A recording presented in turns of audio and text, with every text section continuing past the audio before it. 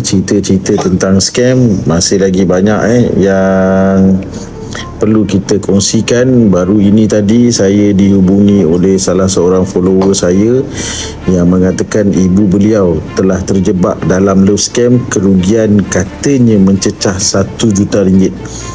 Katanya, okey. Ibu beliau ni seorang warga emas. Saya difahamkan duit dah banyak habis lah. Tu saya bagi tahu, dia kata ada individu nak jumpa saya bawa mak dia. Mak dia terjebak love scam. Mak dia seorang ahli perniagaan, kerugian RM1 juta.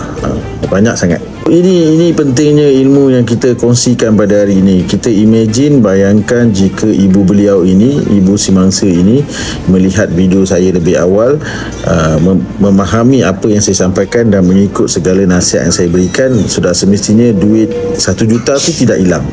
Sudah semestinya ibu beliau ni tidak menjadi mangsa love scam, dan sudah semestinya kehidupan keluarga beliau dapat berjalan dalam keadaan yang lebih harmoni lah. Ini kepentingan apa yang kita kongsikan hari ini. Terima kasih.